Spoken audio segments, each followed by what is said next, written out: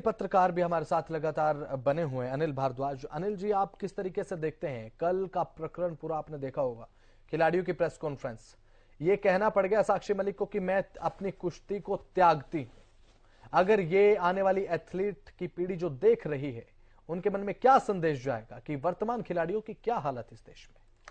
बसंत जी, जब तक कोर्ट का कोई निर्णय नहीं आ लेता है तो हम इस मुद्दे पर ज्यादा किसी के समर्थन बोले विरोध बोले कोई फायदा नहीं है। क्योंकि मामला कोर्ट में, जो आरोप पहलवानों की तरफ से लगा था उसका मामला कोर्ट में है, कोर्ट न्याय करेगा, आप वेट कीजिए।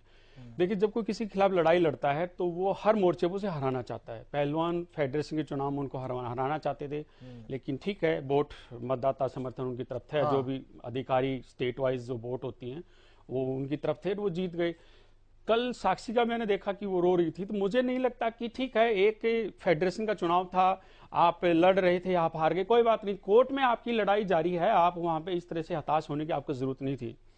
वे कह रहे हैं कि पहलवान मंत्री ने आश्वासन दिया था कि उनके करीब कोई किसी को चुनाव लड़ने से नहीं रोक सकता, को न्यायपालिका रोक सकती कि आप नहीं लड़ेंगे, ये नहीं लड़ेंगे। बिल्कुल। अनिल भारद्वाज लौटूंगा। अनिल भारद्वाज खेल पत्रकार हमारे साथ स्टूडियो में लगातार बने हुए हैं। अनिल, सुना आपने किस तरीके से अपना वक्तव्य रखा विजेंद्र सिंह ने, सहमत है क्या? देखिए, वो एक खिलाड़ी भी है और इस वक्त एक नेशनल पार्टी में है, तो वो दोनों मिक्सअप बोलेगा।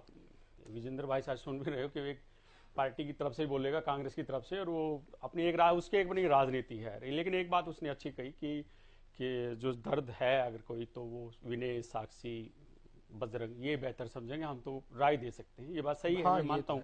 अगर कुछ सच में है, ऐसा है, कोई दर्द है, तो बिल्कुल वही समझेंगे, हम तो अपनी राय दे सकते हैं। लेकिन विजेंद्र भाई तो एक पार्टी में है, तो वो तो अपने उस पार्टी की भाषा बोल रहे हैं। बिल्कुल भाई, आप मुझे बताइए, मैं भी उसमें आपकी टीवी में कई बार आया हूं, मैं भी साक्षी के साथ हूं, विनोस के साथ हूं, हर कोई है, खेल का रिपोर्टर कोई भी है। लेकिन ये एक लोकतंत्र देश है, इसमें एक न्याय तरीके से काम होता है। कोर्ट में मामला गया हुआ है, कोर्ट का इंतजार करेंगे। फेडरेशन में तुम चुनाव हार गए तो इसमें इतना हंगामा करने की जरूरत नहीं है।